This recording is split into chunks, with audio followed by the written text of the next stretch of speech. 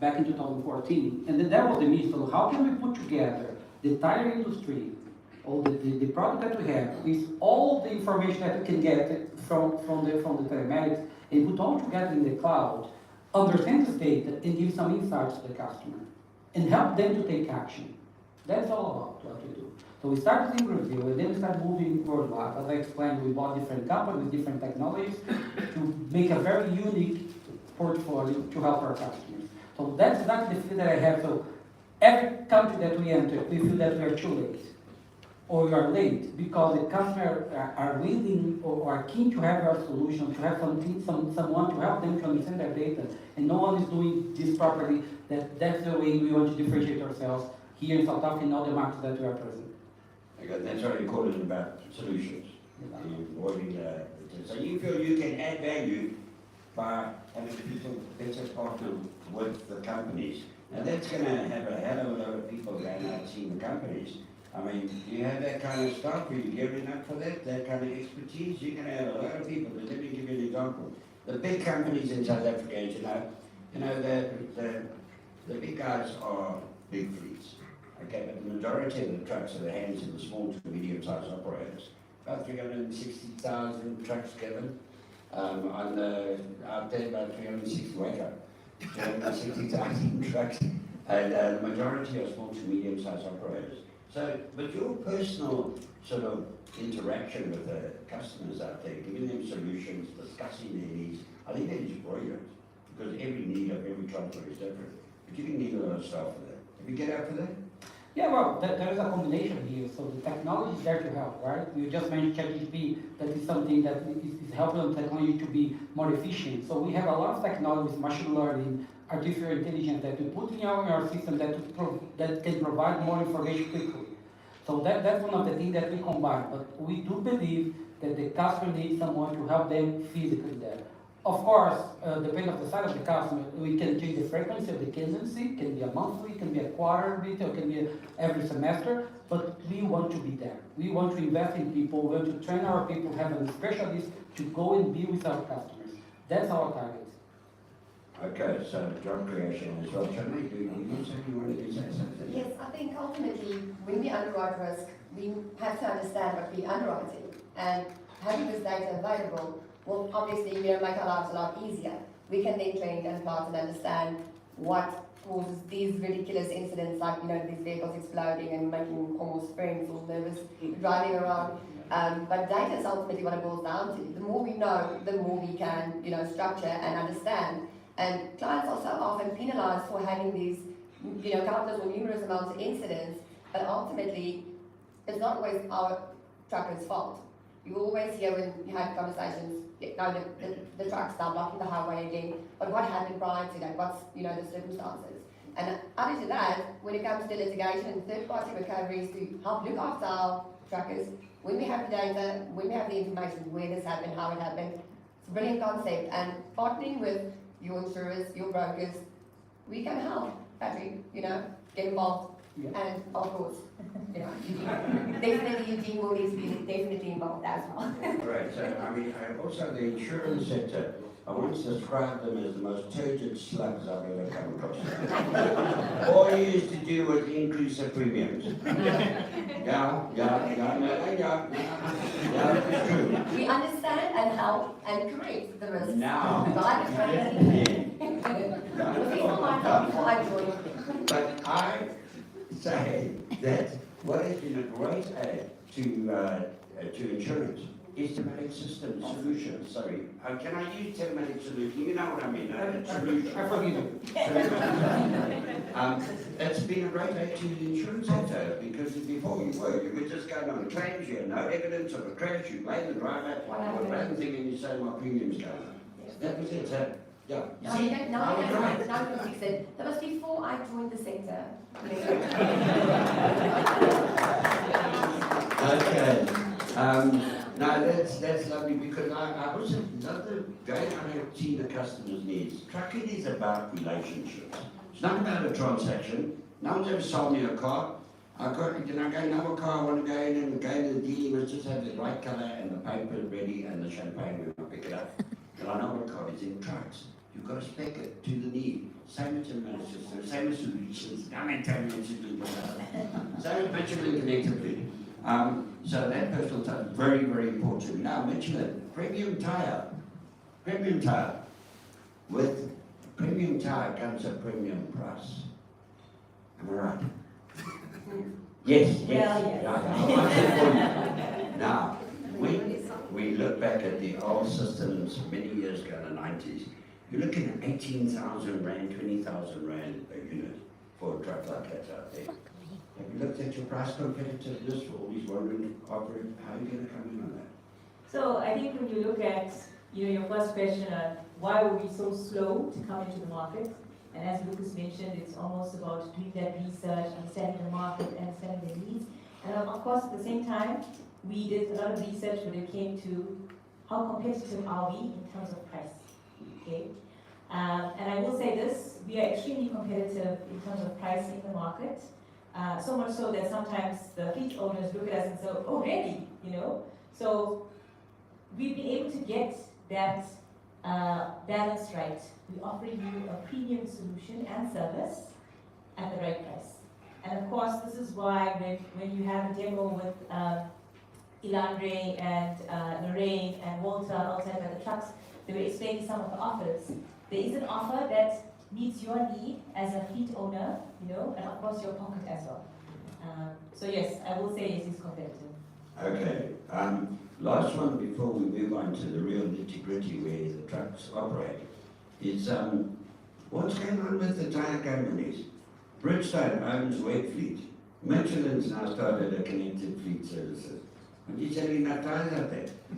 What's happening? All the tyre guys are adding value, and you showed how you're going beyond the tyre. What's the rationale behind it? Many people talk about your core focus business.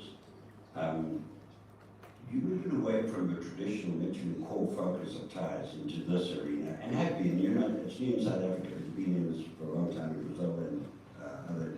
Why? Why are the tyre companies coming? Here it was interesting, because that's a good question, because I was on the other side of the table when Michelin approached us, because I was in one of the companies that Michelin acquired. And then when we got to understand the mission of Michelin, it's not to sell a product, but it's to have a more sustainable mobility to the customer. And then we said that makes all sense to put technology on it. So and Michelin wasn't there at this. So Michelin was the first company on the tire industry to buy this ceramic company. And that came Continental, and that came Wet Fleet with Bridgestone, and then they are followers, our Michelin strategy. We see a lot of synergies on this. Once again, the customer, they don't have, like when you talk to the CEO of the customer, the transportation company, they don't have like one problem. They have many problems related to the operation. It's not just the tires, but it's the tires, the driver behavior, the operation, the productivity, the on-time delivery. So they have a lot of problems that putting the right product with the right information technology makes all sense to this kind of company. That's why I think Michelin started it, and we are in the middle of the journey, and all the companies like Wet Fleet, with Big, so they're coming together as well. Okay, so it's one-stop shop, eh? Becoming a one-stop shop of solutions. Okay, let's get out into how it's working out on the ground. When we started here, the RTMS has, those who don't know, Road Transport Management Systems, been around for some time. For many years they had a Road Transport Quality System, RTQS. It was a great system, but was never implemented or never legislated. And it was good practices inside that RTQS, but it was never mandated. Then came the RTMS, came out of Australia, and that has been adopted. You saw the sign out there. But I'm not going to promote the RTMS system. I'm going to ask you, you've done so many audits of fleets out there, over 3,000 I think, as JC auditors. What do you see the main problems that you pick up out there amongst the fleets that you audit? And what are the main problems that you're looking at in terms of moving towards professional transport operations? So there's quite a few. I mean, today we're talking about what Shivani mentioned, fleet management as opposed to a product or service. And RTMS is about a holistic approach to manage a fleet, to mitigate the risks we find, right? And the risks out there, it's common knowledge. If you look at, I read a report yesterday about the N3TC, and they put out a report quoting statistics on the N3 last year. They were saying 85% of crashes were due to driving behavior. Of that 85%, 60% were single vehicle collisions, pointing to fatigue, possible driver wellness issues. Then, in the same report, they mentioned there's an increase of 45% of trucks using Frontiern's arrest bed, and that points to mechanical failure, possible braking issues. So the root cause of that is not unknown to us. Behavioral issues, its vehicle fitness, its lack of structures in place to manage the fleet. And it's not purely telematics only. It's not just vehicle maintenance. It's about how do we change the culture of a business by using data, by using innovative ways, and by engaging with the people in the business. So the main risks haven't changed. In our country, we've got additional risks. The freight volumes are increasing around 8 to 10% year on year for the past decade. On the N3, and I'll use it because it's the busiest corridor in the country, 7,000 trucks on average. So people are not accustomed to the massive changes. The infrastructure is not adequate. We haven't got sufficient roads to handle the volumes. And from what we hear, there's more trucks coming in the future, right? So, forgive me for being a bit of an alarmist, but I think we have a national crisis. And we need to take action. We need more companies, not just to embrace the RTMS, but more companies to be responsible, to take ownership for the impact of their trucks and drivers, and to use technologies, to use systems, and to really help themselves. Because RTMS and other systems enable a business to get internal benefits, right? And we see Nabaka will speak about it. I mean, Evert from Michelin this year, and they're all seeing internal benefits, fuel saving, reduction, improvement of vehicle uptime, improved driving behavior, emissions, the big thing. And we're saying, yes, we must all go on this green transition we're on, but we have to deal with the reality is our current fleet, if drivers could just drive at the right speed limit, it has a massive safety gain, but also you're saving fuel, reducing emissions. So all of these fundamental facts are not being adequately addressed. RTMS, we've got about 80,000 trucks on the system. There's 350,000 trucks out there. How do we reach the unreached population that are often at the heart of the problems on the road? So yeah, we have lots to do, lots of work to do. And your question to Lucas earlier, are they too late? I don't think so. There's a massive opportunity to get to where the problem is. And the more solutions we have, and the more innovative we can offer them, the better chance we have to collectively change the dynamic and the culture. Yeah, you're highlighting a lot of issues there, driver training, driver access, driver behavior, on-road maintenance, and the good side of the industry. Eugene, driver training used to be a culture in South Africa. The old Naples Clare driver training school, everything, it used to be a culture, and I think that culture is gone. Except for the big transport companies, some of them have, and the OEMs have driver training facilities inside and offerings. But how are you finding, one, the standard of driving in the trucking industry now? And yeah, the truckers are, it's highlighted through the high profile crashes. But I must say that, whenever there's a high profile crash of a truck, everybody's there, including the Crown Minister of Transport, President Fikile. We sat there after Pongola and put a table and a tablecloth over. I thought he was having dinner in the road. And said, let me run that okay. Promised 2.3 billion that he found in 3 days to do the road again that has never been touched. But we don't have any accent from the government on the road freight industry. I can tell you now, in the Minister of Transport, the new Minister of Transport, who has a diploma and a degree in nursing, so an accident she can put on a bandage, can't prevent accidents. So, we have, we're on our own. We are now on out there from a government support. In the Minister of Transport's budget speech yesterday, the road freight industry got a grand total of 327 words out of 2,800 words. And it was absolute garbage. It said nothing. Karen, you'll be pleased to say, she mentioned the task group. That's all she said on the road freight. And then was road budgets and stuff. Hard driver training, I'm offering on you. Eugene, what's the state out there? Sorry, can I just maybe give some input in the 90s? It was referred to as tracking systems. Remember Netstar launched and then it became telematics and now we have fleet management, which is obviously a far better solution. The one thing that we have found is that companies, and typically the companies that are RTMS certified, have a higher standard because that's part of the certification process. What we are seeing is that those companies who see the benefit of it are being far more proactive. Now, there's all sorts of training that can take place. But if I can just give you an analogy, you know, with the levels of competence where you go from unconsciously incompetent to unconsciously competent, and there's two in between there.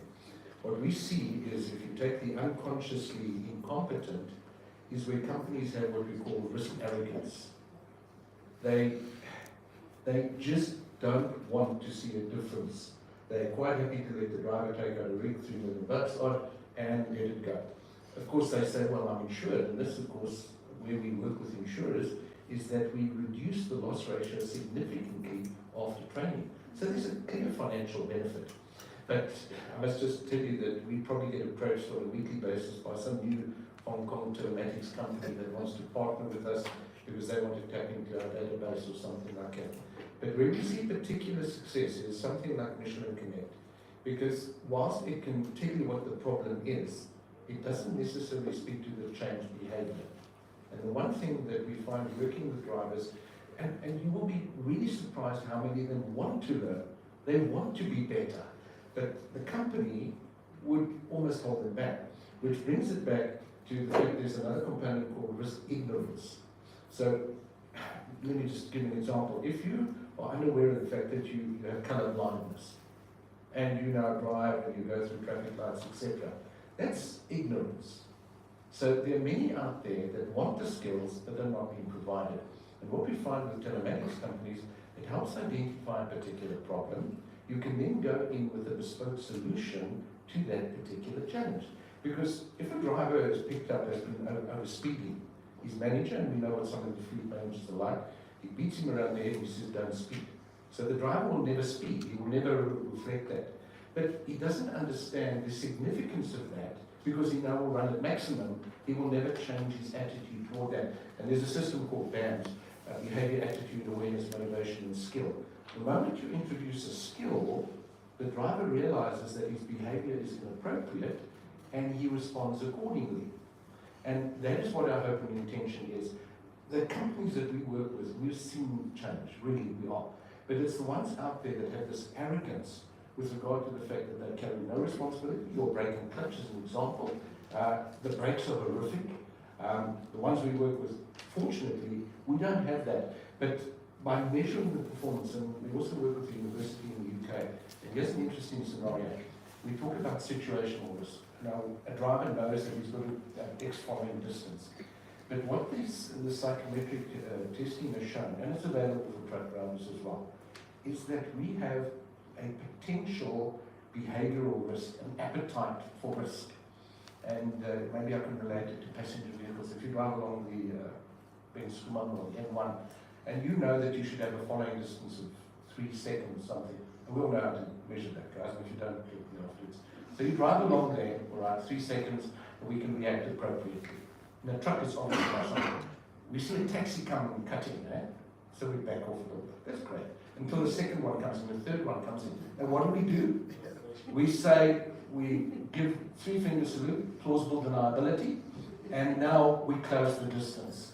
So if we can measure our behavioral appetite for risk, then the insurance costs are going to go down, the costs of tires, and by the way, speaking about low rolling resistance tires, I think it is 200 million tons a year of rubber that gets washed into the oceans. So when we put crappy tires on, it affects the environment. So I'm glad to see that Michelin are addressing that as well. And by doing that, we, as a result of our training, fuel consumption improves. One figure we go through sort of kg. And that's it. And just to put into perspective, 1 ton of CO2 emissions, imagine you're 6 foot tall, 1.9 meters. In a bubble, that's 1 ton of CO2 emissions over there. Multiply that throughout the years and we can see what's happening in fleets. So not only do we see reduction, and that's the benefit of training, we see it's kinder to the environment, and of course there's less crashes on the road, and therefore we won't have the minister come in and administer plasters, if that answers your question. Right, and you would like to add, do you have an operator of one like this? This is the man who actually runs the trucks, as I say. He's really the customer for you. He's the, you're out there, brother, you're out there doing it, and you're shaking your heads with any problems, you put your hand up. I'm going to interrupt you, what would you like to say? Yeah, no, I just wanted to add, because and you mentioned something really I want to say. There are companies out there with high standards, you know, they live up to the high standards, and unfortunately you also got others who will just get into the market or into the industry and just for greed. And it's unfortunately that even our customers, and now I'm talking on behalf of the operators out there, now the customers are going for cheaper, everybody's cutting prices, and now you'll find these trucks driving recklessly, they've got no interest in investing in our training, they've got no interest in investing at Michelin Connect Fleet, like such services, and these are the things that needs to be done by companies so that we can have better road users. So like our trucks on the road must be safe. But it's unfortunately that greed has crept into businesses whereby it's about money and the lives are no longer a matter of sort of people don't see it as important. And I think that needs to really be addressed. And as Oliver said, we are in a crisis. I think it's load shedding first, then this. You know, you're so right in the greed. There are operators out there who aren't interested in safety, anything, they're just there for their pockets. And that is particularly pertinent now because 87% of goods of South Africa are going by road. And rail has failed this money, so road is playing a critical part in South Africa. And a lot of them, like the coal routes, you know, I mean, there are tons of operators out there, and they're not probably understand it. I'd like to bring somebody in here who's not on the panel, Gavin. On the task group, you know, Gavin has strong feelings on that. Excuse me, we don't want him on the panel too long, he talks too much.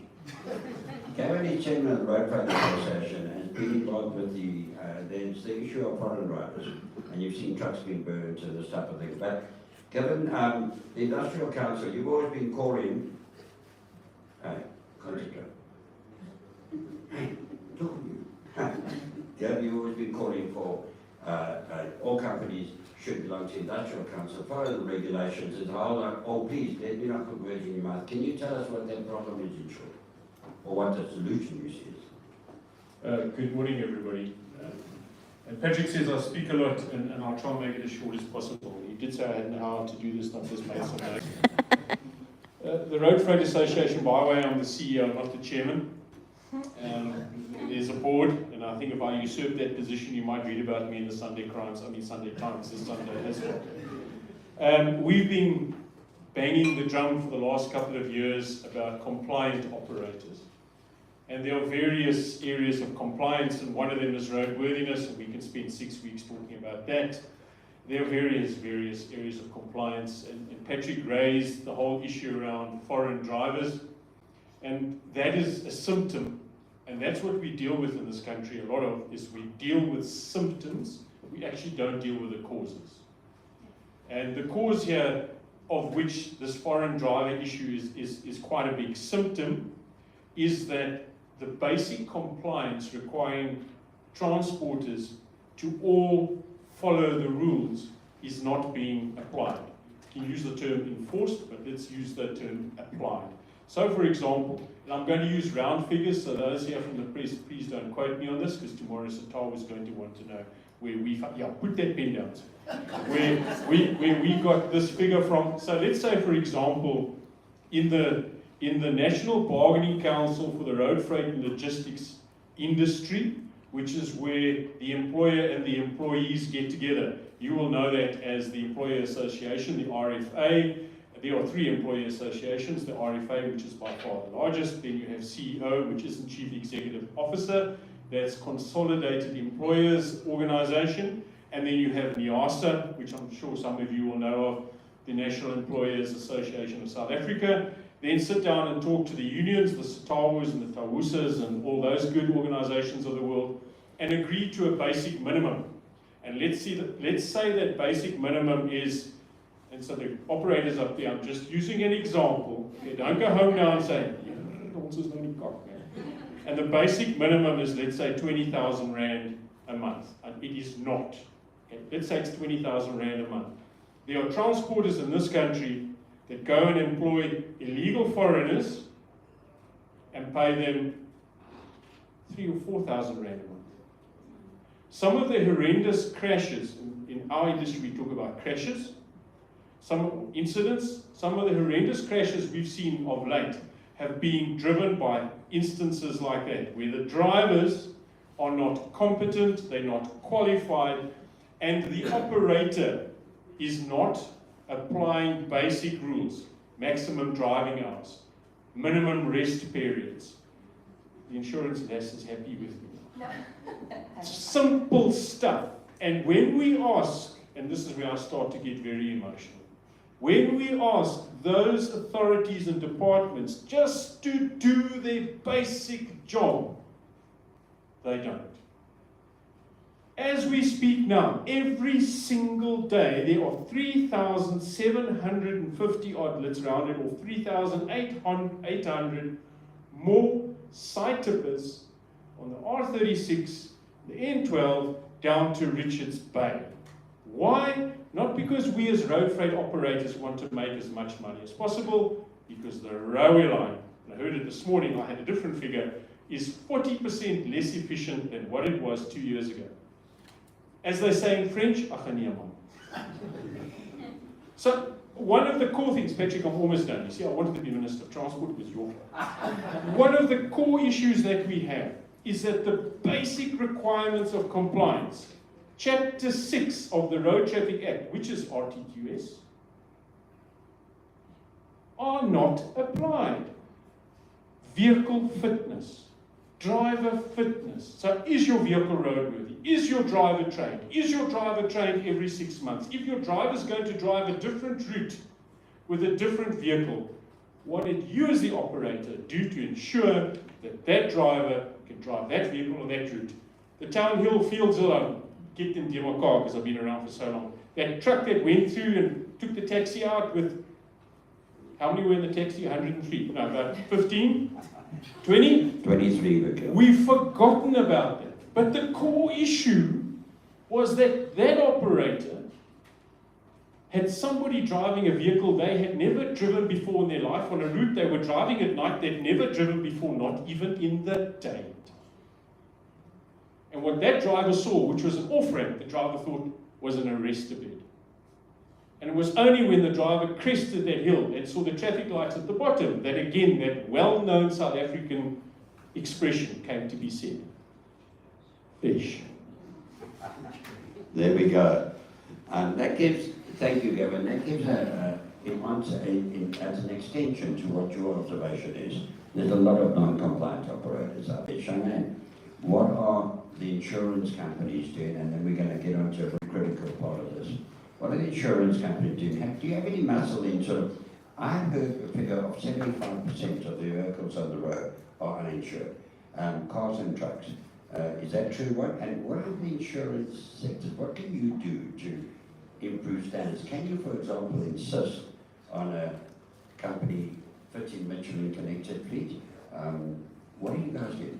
First and foremost, I unfortunately cannot confirm, the exact number of uninsured vehicles, but that is absolutely, one of the main concerns.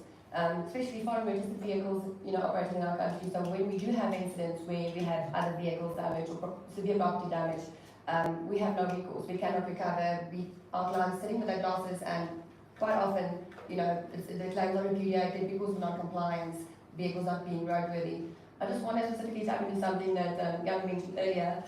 On top of, the drivers being, not paid appropriately, There's this horrible little phrase we call negative compensation, which makes it quite attractive to any driver not earning a proper salary or feeling, he's not being paid adequately, is when they pay for tonnages moved or for number of trips completed. And that is obviously a very, very dangerous situation, because then you have your vehicles being overloaded, you have your drivers fatigued, and they're pushing themselves because they know, if I do 2 more trips, then I'll get this bonus or this benefit.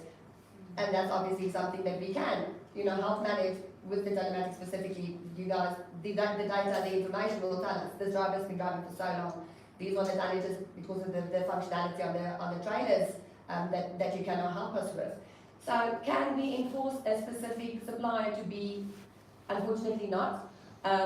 Although some of our insurers do have preferred suppliers that they work with, but the majority of insurers have specific requirements that the systems have to, at least have basic functionality for considering your theft and hijack. It's got to be monitored by an ops room. It's not just something that you can activate after the fact. The vehicles have to be monitored. Again, we know where the vehicles are, what they're busy with, what loads they're carrying, and again, on that why it's so important to have a top-notch system. When you carry high-value goods, especially in South Africa, we have our copper, we have our cobalt guys. Those are items sitting with 8 million rand per unit in convoys of 8 to 12, vehicles at a time. When you have breakdowns, they're sitting ducks. You have your hijackers, we would typically come and help us. Or your robberies, your drivers are at risk. But the telematics, obviously, the insurers prefer to have, proper top-notch telematics with the data at hand. And unfortunately, like I said, some clients, again, it's a grudge purchase. Everybody, now I don't want to mention a specific number, but it's a dormant unit, it's in there and I can activate it later. It's not. I can tell you now that 90% of clients would go for the basic item or on the options that they can, install for the, just to tick the box for the insurance requirements, but they will not qualify in terms of what they have to be, able to do in the event of a loss. You have to have the vehicle monitored. They have to know, what they're carrying, where they're going, who the driver is, and it's not happening. So it's very, very important that they're missing that fact. Insurers, and yes, in terms of payment and premiums that you mentioned earlier, yes, we do give premium benefits to the clients that have, their preferred installed systems. But it's absolutely something that's being underestimated and it's not important and focused on enough. Yeah, great. We're going to come on. Do you send out anyone to inspect, like Michelin are saying they're going to send people out to discover the need? Do you send out anyone to inspect your fleet once you insure?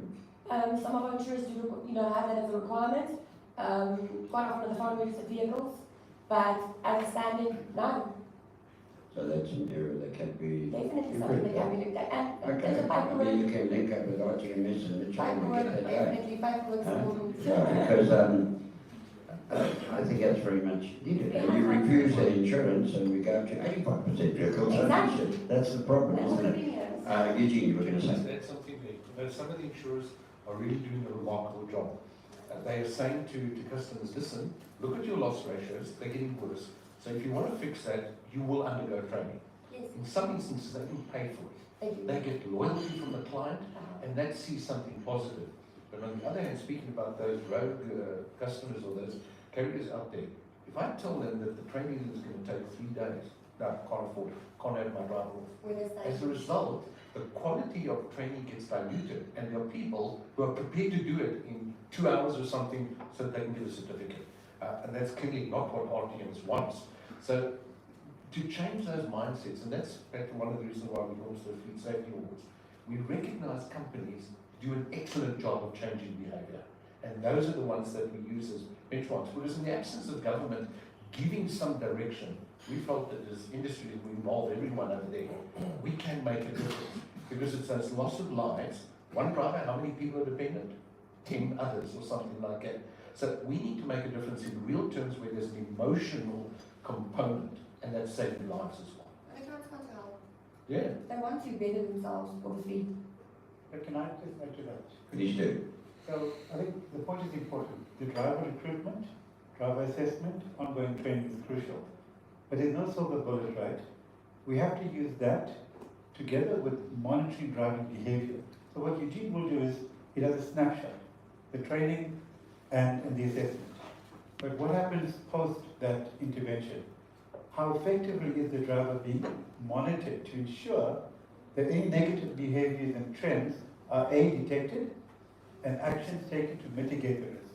So we've got to realize that all the efforts have got to be combined holistically to achieve the goal of safer roads and a more efficient transport businesses. And you know, what you're saying here is if you can measure, you can manage. You know, everyone's saying if you can measure, you can manage. And that is where, like Michelin connected fleet, is not a pun for you, but I'm saying that system like yours is no longer nice to have, it's a must. You know, you've got an outside, before the old days, I went into one company, Lead Trucker, if I remember, and he had a whole chart of tachograph charts. Remember the old tachograph charts? And I said to him, you must, they were little styluses, and you could measure a few things on it, but nothing like to measure today. And I said to him, hey, you must get so much information out of it. And he said, I never get the time to read them.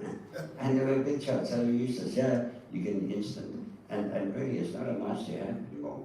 It's a must have. I want to just before, yes, you want to say, don't go until you're recovery yet. No, it's not. They've actually mentioned half the stuff I want to say later when you talk about risk. But you mentioned if a driver then does not, after the training, or does not fulfill what's expected of the driver, I think a large part that's also missed is rewarding the drivers that then do that and do excel from a company point of view. If you install something like Michelin connected fleet in a vehicle with the fuel management and the tire management and the vehicle management, the amount of money you are going to save 6 months down the road from where you are now, just by the system. Let's put a little bit of that aside. Have driver incentive schemes, maybe there's a bonus 6 months down the line where you see we've saved X amount because you guys also bought into the system that's been installed and what we're trying to achieve, and then reward those drivers and add your 10 best, 20 best, depending on the size of your fleet. I think, I'll get to it now when I'm busy, I think the drivers see the fleet management products out there as a stick to hit them with at the moment, and very few of them are seeing a reward for adhering to that. He's either getting yelled at because he's late for the delivery, or he's getting yelled at because he did not do green bag driving. And there's very little reward for the drivers. But you're quite right, if I can add, it's about changing the culture. You see, there's no silver bullet, like I said, we can't work in silence. We've got to look at it as changing the culture, changing the mindset of not just the driver, but the fleet controllers, the workshop people, the dispatch clerk, the security guys. Everyone's got to do their bit if we want to actually make a difference. Can I just add, there's a disconnect between the driver and the fleet supervisor or the manager on occasion. And I'll give you an example. One of my pet hobbies is distracted while driving. So the policy clearly says you will not use your cell phone while driving. But the driver, if he doesn't answer the phone when his supervisor calls him, he gets lashes. And so there's got to be, and what we try and do is get the buy-in of the manager so that the driver now can see that, oh, he's following policies, but it's with the support of management. And the worst thing that you can see, the MD drives out of the business and he doesn't have a seatbelt on. I mean, what does that say about the concept of safety? No, there's a disconnect all over the place on many areas. My dear friend, the transporter, the man who gets his lorry driving, and your goods are very high value. You're carrying a whole lot of Porsches at any one time, and Mahindras and all of these things, whatever. How do you relate to all these problems, and what other problems you see that these people could perhaps solve? You have had this system on test, is that correct? Correct. So how do you relate to these problems, and how have you seen the Michelin Connected already addressing some of the problems? Can you spell those problems out? You know, it pains my heart, and Petra, I just want to mention to everybody, I was a truck driver, and before that, I was just a learner. You know, I came in as a learner, and then I became a truck driver. I drove as far as a DRC.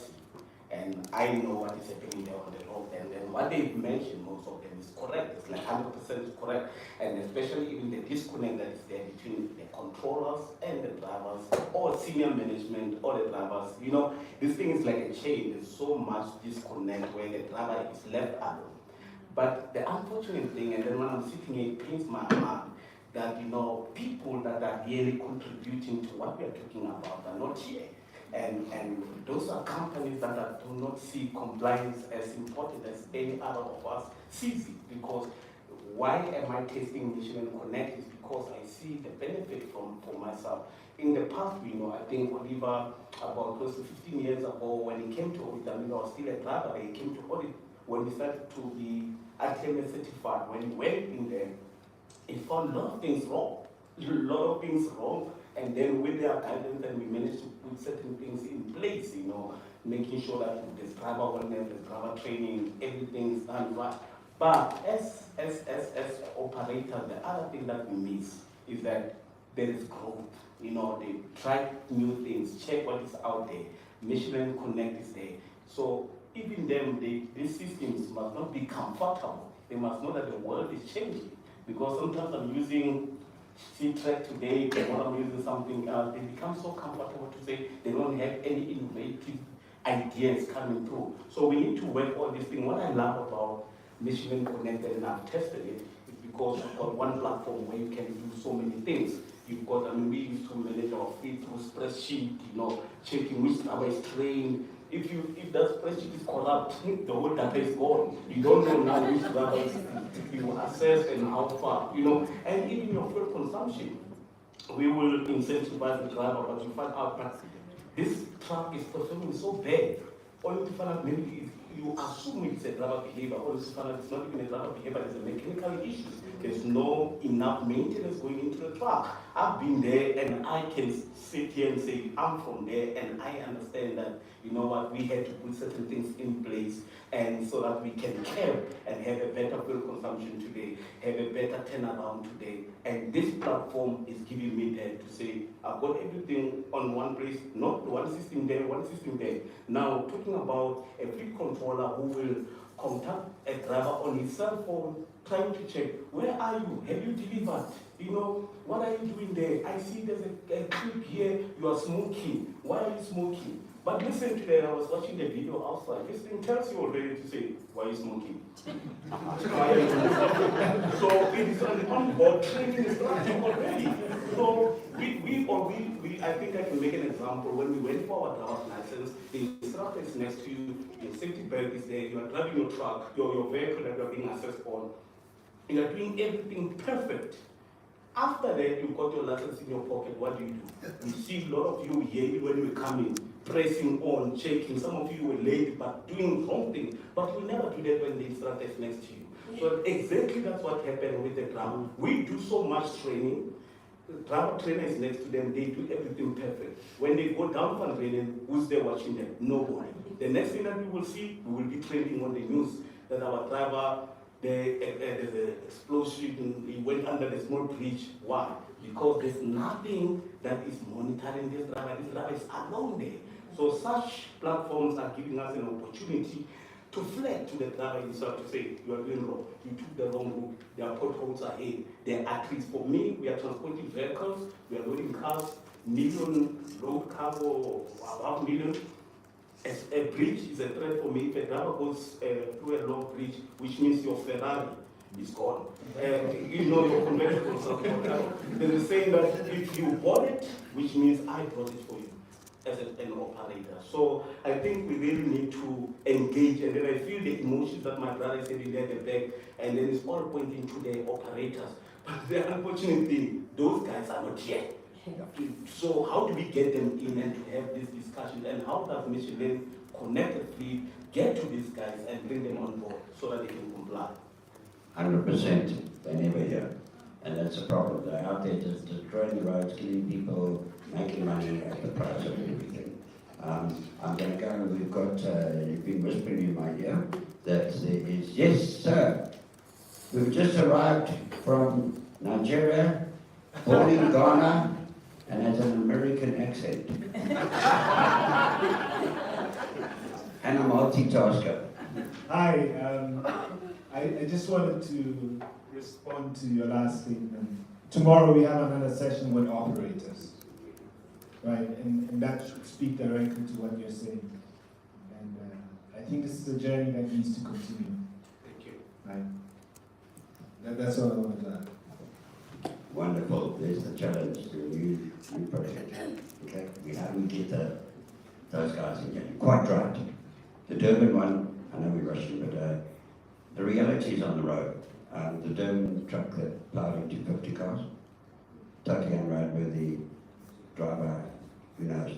The Fields Hill one, I came across one the other day, rolled over onto a bucky, killed the person, the truck had no brakes. The driver was Zimbabwean. He went cross-border that night, no doubt, because the cops didn't arrest him, sure. He didn't have a PRDP. The truck was towed back to the owner's premises. I said, tow it to your pound because that's your evidence. They towed it back to the owner's premises. We have a big cop problem as well, by the way, corruption and all the stuff. I think, okay, we haven't got into that yet. But now we're getting onto the gung-ho guys. I love these guys. Ish. They get into helicopters, they get into chase cars, they really gunfighting, okay, corral. Patrick, we're done with helicopters, that's old technology. So disappointing, I was so excited then. Tracking and recovery, as you say, started, by the way, in South Africa. We were the global leaders of tracking and recovery. Unfortunately, because of the hijacking after 1994 shot through the roof. So systems started coming and methods came. And my teacher was there when the first methods of like fire force, like military fire force. When your truck is tracked and it needs to be recovered, you need these gung-ho guys to go in there. It takes a certain type of guy because they face danger every single day and every night. I'm on the sites. And what I've noticed a huge increase in hijacking at night.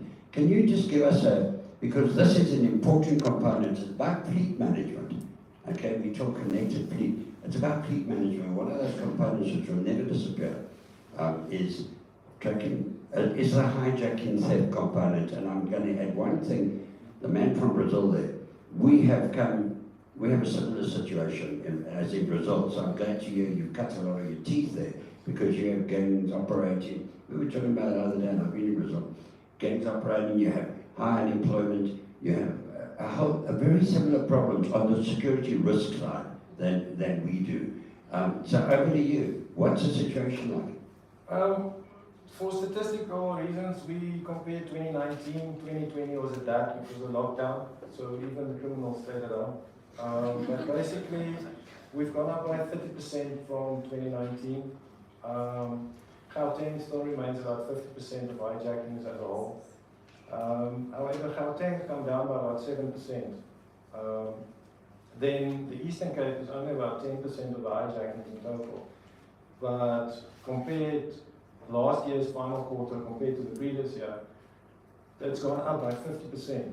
Now, if you don't have this type of statistical data and your fleet operates in that type of environment, then you don't know your risk has just gone up by 50%, depending on the cargo and the loads and things that you carry. And again, that's just why Michelin Connected Fleet, when we started talking to each other, we discussed this side of the business as well. With our network and extensive network and the guys that work on the ground, generally, we know that there will be public unrest or civil unrest on the N3 tomorrow before anybody else. And we'll notify our clients and their fleet operators.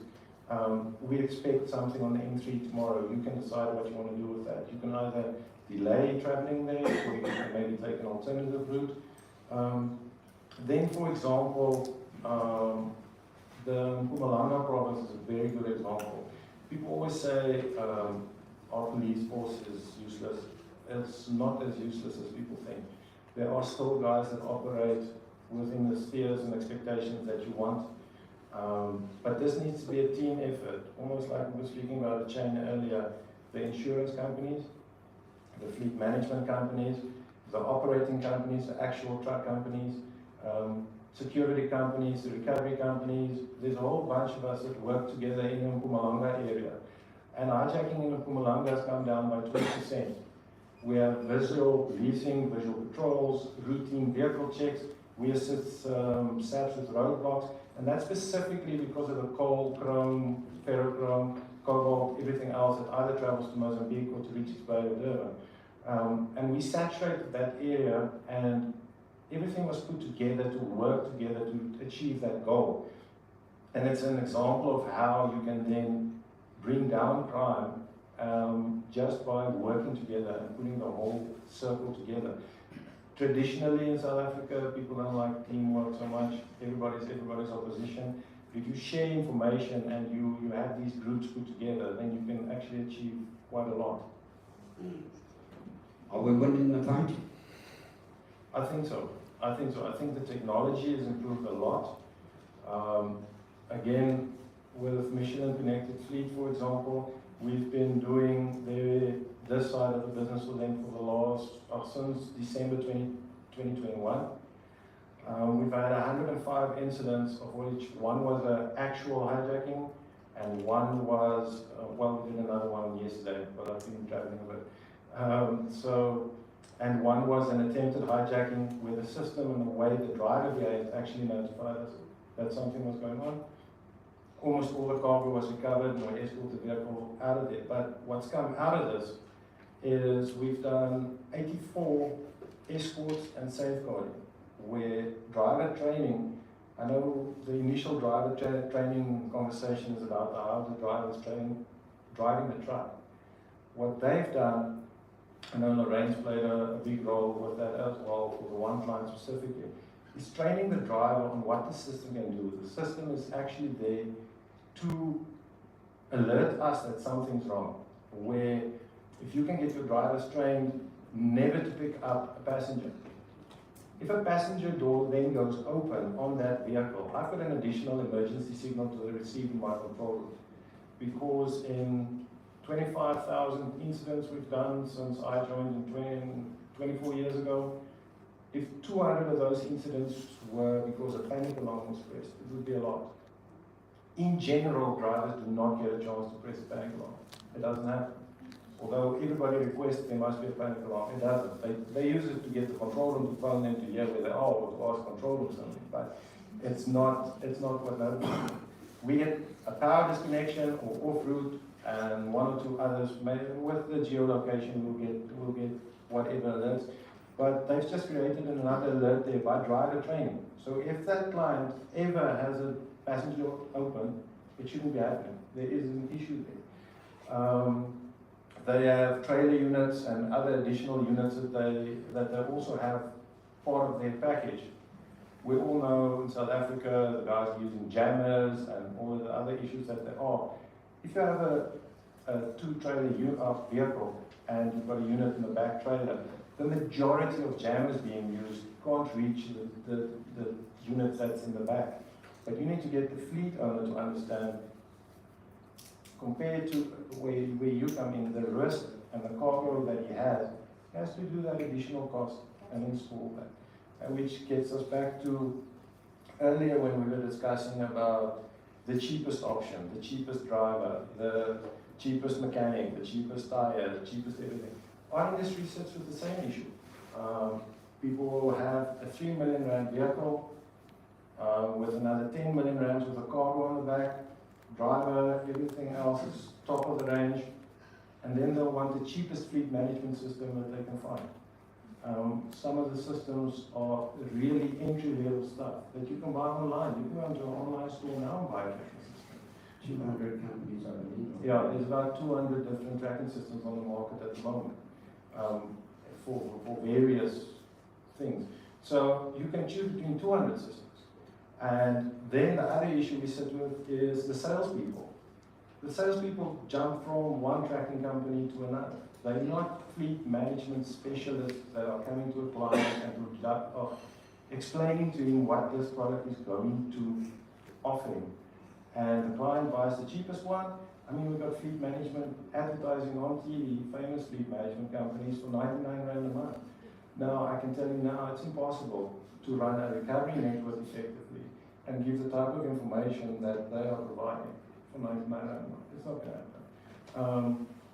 And we even have, on the recovery side, recovery operators that tracking companies, actual tracking companies, will take the cheapest possible recovery service provider like we do. The cheapest possible one, just so you can say he's got the recovery side as well. Regardless, no due diligence, how many places. I'm national with my network. He's got somebody who's in Bloemfontein, Cape Town, Joburg, and PE. It's also national, he's not lying, but I don't think that's a national network. Yeah, so I think the fleet managers, just like they said earlier about, or the fleet owners, let's say, or fleet owners, if they are investing in the best possible tires, brakes, and all the other stuff that you guys said they should do, you must buy the best possible fleet management system with the best possible back end as well, and all the other solutions that you can afford. Must be the best that you can do, because that plays a vital part. Actually, that's such a key role that you play there. And it is the company is very sophisticated. It's not you can run sort of. They're very sophisticated. They've got methods. It's planning. It's not like all those where they just sort of. Am I right? No, 100%. It is. You are 100% correct. However, again, depending on the technology that you have available, your recovery network, the stability of that recovery network, and the complete package that you put together there, I think our recovery rates have actually increased from a personal point of view. Our company and the clients that we have has actually increased compared to about where we were 5-6 years ago. I think the technology was good when we all started in the late 90s. Our recoveries, you would find a vehicle 6 hours later and people would congratulate you and say, oh, excellent job. You take half an hour now and people are upset because you took too long to get there. And then there was a time when they caught up quickly, and I think they were even ahead of the technology that was available. But I think the technology is ahead now. It's always going to be a cat and mouse, cat and mouse, cat and mouse. But at the moment, I think we are leveling the playing field for where we are now. That's great news. I'd just like to ask you, Brazil, do you see any similarities? And we're going to open it to the floor, by the way. Any similarities between South Africa and Brazil? I said it's also quite a high-risk environment in Brazil. Can you give us an idea? Are we worse? Are we better? Have you learned from there that you can implement here to help us? No, well, it's similar situation. I mean, you see a high level of like criminality, so they're well prepared, well sophisticated. So it's like this, the cat and mouse. You know, like you need to be well prepared. So I see a very similar market here as we have in Brazil. So I think one of the things that I see maybe is different. That I see that the companies they're more aware, and we need to be more protective, not just on the technology side, but also on the training process, on the hiring process, to make sure they get more protected on their road. But I think here we are on the way. So I mean, but definitely the market is the same. Like the high unemployment, so we see a lot of like different types of criminality on the hijacking, on the goods that they're transporting, depending on the goods and the insurance. Today they have like a clear protocol what kind of solution they can use or not use. So which means you don't see like good companies with like a cheap solution because they cannot use because they're not approved by the insurance company. I think like the whole ecosystem, I think it's starting to improve better, and I think here's going to be the same process that's going to follow. I mean, the market definitely is similar, and I think the ecosystem is going to be exactly the same in the future.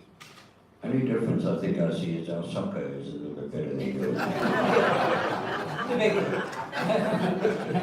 Okay, guys, open to the floor. Any questions to any other panelists? Yes, Tristan. It's Tristan from Business Fleet Africa. You guys are offering what is a third-party solution, and we've mentioned other telematics providers that already exist, but no one has mentioned the fact that many OEMs provide their own systems. Your Scanias, your Mercedes, Volvo, UD trucks. So in many ways they're one step ahead of you guys. in terms of speaking to the client. So how do you go about addressing that as more and more OEMs offer their own in-house systems? Well, I can take this. Actually, we partner with OEM. So OEM is our partner. Because at the end of the day, what they want is to get the data from the vehicle to see some maintenance, and we play in a different role. We are more like on the driver behavior and how to help the customer to improve their efficiency. So for example, in Brazil, all the solution that comes with Mercedes-Benz comes with our solution. So from the OEM. So we partner with them, so we see them as a partner. And then for the light commercial vehicles, where they have already the box embedded, so we have a data agreement with them that we carry the data. Once again, we don't sell hardware. Now, our problem is not to sell the hardware, to have the hardware. We want data to put in the cloud, and then the magic happens, because then we're going to have the insights. And then we can provide the service that we are promised to our customers. So we don't see our OEM as a competitor, definitely. We see as a partner to go together and fix the problems that the operations of the transportation companies they have. I think, maybe just to add, I think the question from the OEMs, they do have that data, they do have those systems. The problem is now, does the fleet owner know how to read that data and interpret it? And now, these platforms allows us to be able to understand the data that we are receiving. We don't want to just pull a long spreadsheet. I want by the click of the button to be able to see, okay, this is where my risk is, how do I cap this risk? So you are able to spend more time in being able to address or come up with a solution, instead of, in the past we used to spend so much time in trying to understand the data. By the time you get to the solution, it's too late.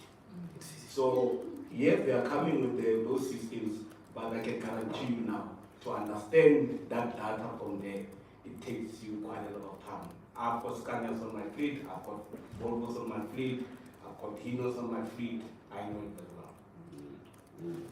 So you see the sort of dashboards of data that you come up with as a very big plus.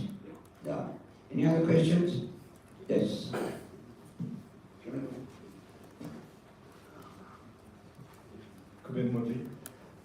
Two things. One, I also see the positive side of Michelin connected fleet, where it's bridging the gap from the OEM, what the OEMs are in the trust, plus from the external telematics companies that we have, where you're getting live data in real time. And it's monitoring the driver as the driver is driving. We have 24-hour control rooms in place, and the only way you can do that is by live tracking, which is very expensive. So well done, nothing on that part. The second one I want to address, maybe Oliver and Kevin, with regards to drivers. Currently, there's a major shortage of drivers in the country, and we looking for drivers, it's a bit of a nightmare. For every 100 drivers we test, we're lucky if we can get 10. True. So there's no database for drivers in the country. So Oliver, maybe it's something RTMS can look at from an RTMS point, to register all the RTMS drivers in the database. If someone gets involved in hijacking, where the driver is involved, they can be blacklisted on the database. So Kevin, maybe you can look at that as well from an RFA point. Because right now there's nothing. So you just tend to employ somebody with a good reference, but you don't know their past. So that's a huge issue and a big gap for us. So maybe that's something you guys can look at. Well, I'm not sure if I can answer it, but I hear what you're saying, it could be 100%. 90% of drivers out there with a valid code 14, sadly, are not competent enough to drive a big rig. It's a problem. It's very difficult to say we can compile a database of RTMS certified drivers, because companies wouldn't want that, right? If their drivers, they spend resources training them, mentoring them, and helping them get to a high level. But it's something which, at the next RTMS committee meeting, I'll certainly take forward, and I'll provide feedback as well. Yeah, just from if you look at the rental industry, bad renters, they've had this problem for years, and there's legal issues, you know, keeping data about people, because it could always be contested. But there is a way around it that could be easily constructed. I remember some years ago we went to try and get that, Gavin. I was going to point to you now because you've got said that it's free. And there was a whole lot of legal issues. And the union jumped on top of the idea and all that and said, can't keep it. That's up at data. But it's time for a relook. But Gavin, have you looked at it as RFA? An interesting subject. First of all, we can't do that in terms of the Labour Relations Act. You don't understand the bits of legislation that lie in here. So creating a database of good or bad drivers, the first problem you're going to have is with the unions, and secondly, you've got to go through what is in the Labour Relations Act about who you put onto that database, who has access to that database.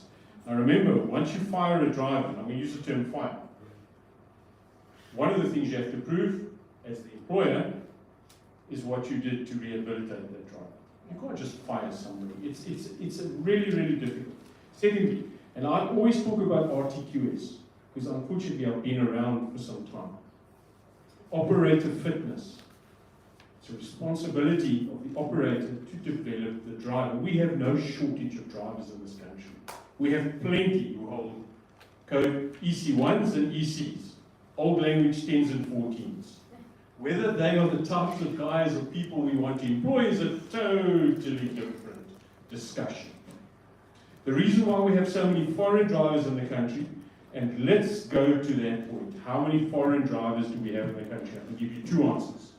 The one is we don't know. The other is from those compliant operators who are registered with the National Bargaining Council. Out of 66,000 registered drivers, by operators who are registered with the council and pay the basic minimums, we have 5,922 foreign registered drivers. That's it. Of course, as the Irish would say, and I hope there's no Irish here, because I know Petra can hear he's a good Indian man.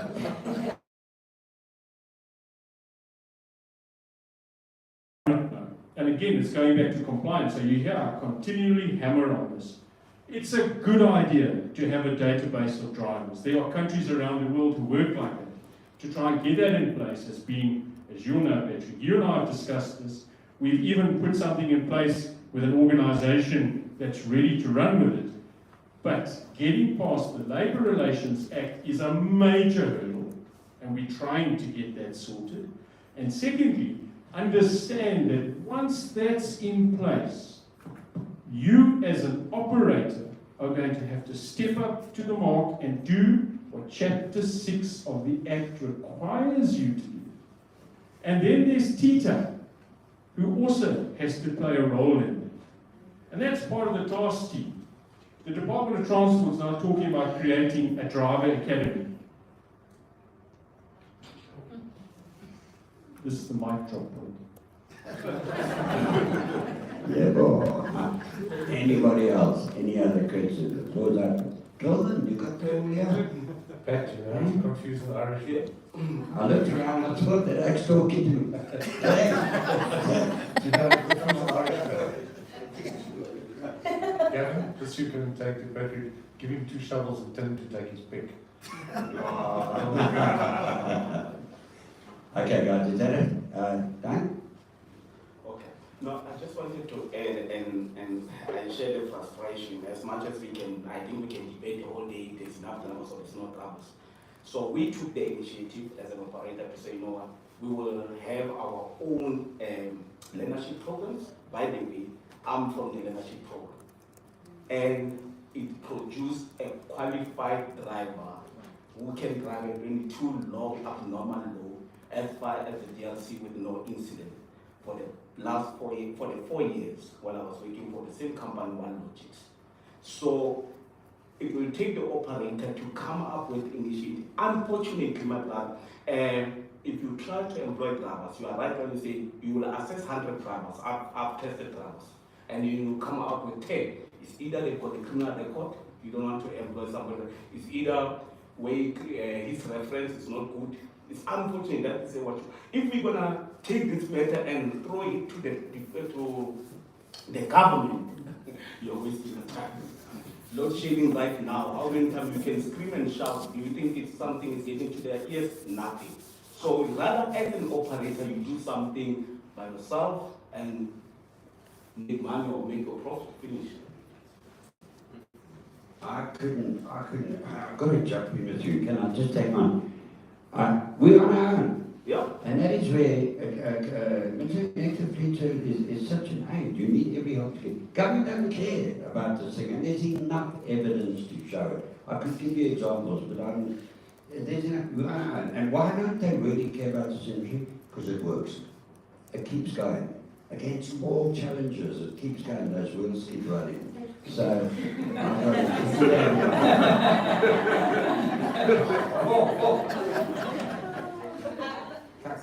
you've got a question. I think it's more of a comment. It's Dexter from HCV Insurance. One of the things I want to say is that it's true, we do not have good quality drivers.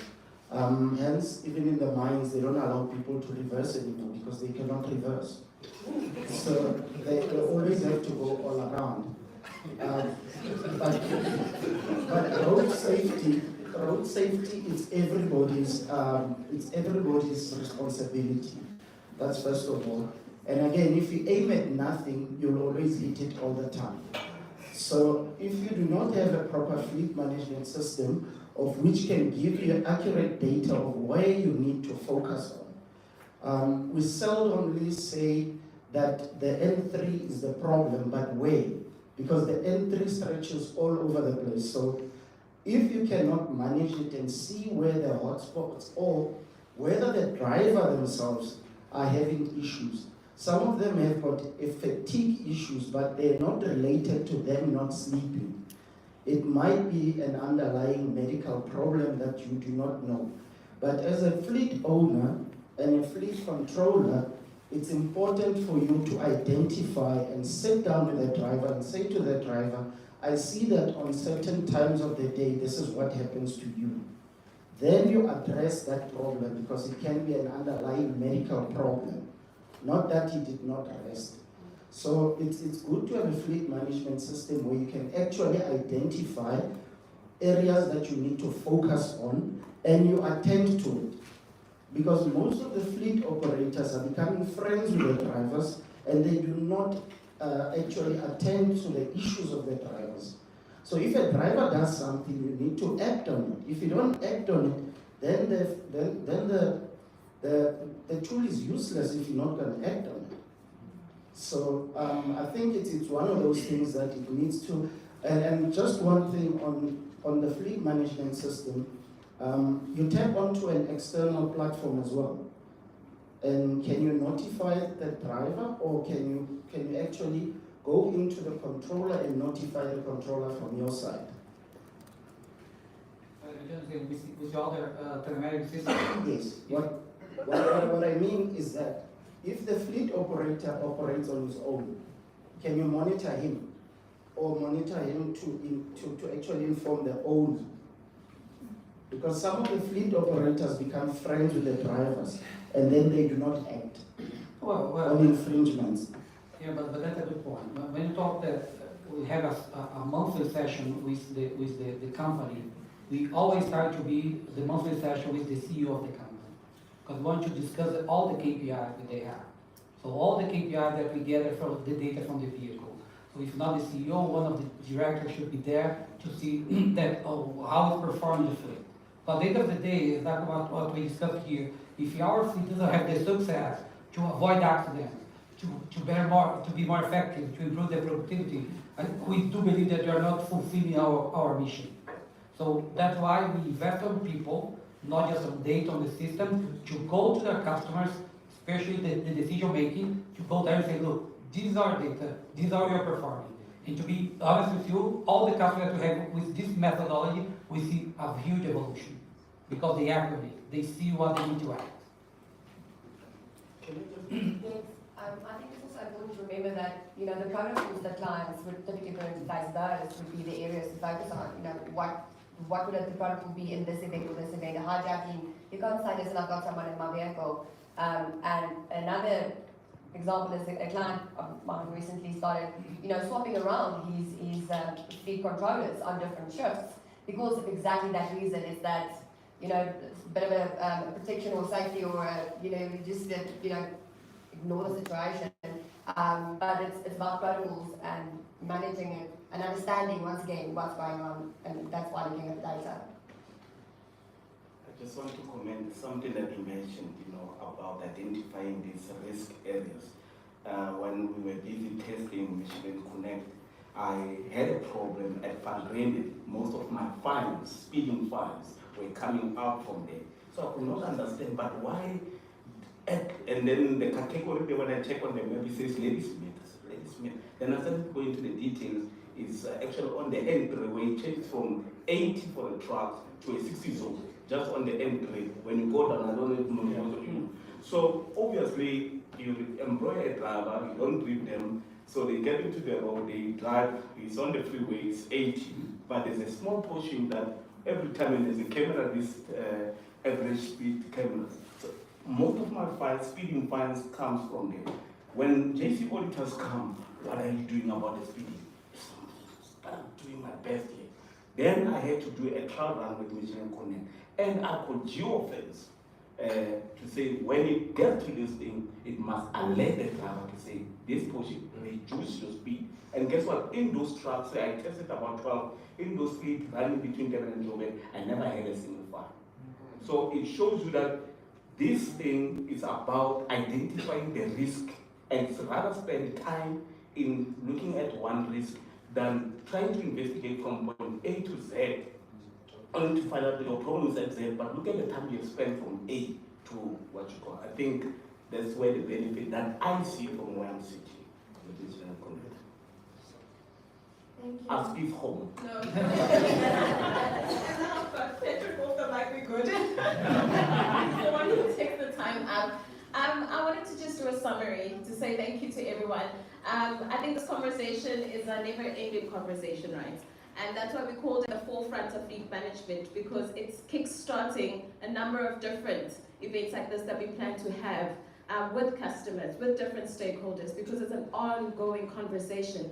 We want the transporters to be at the forefront of fleet management, and we believe that we're here to help them. I'm going to redirect to Shivani for the final remarks of the day, if that's okay, while you're sitting there. Yeah, a little comfortable. No, let me stand for this. So I think we've heard from our panelists. What I have to say, what's music to my ears, is when we first began the session, I started to hear a lot about telematics. And now everyone is like fleet management.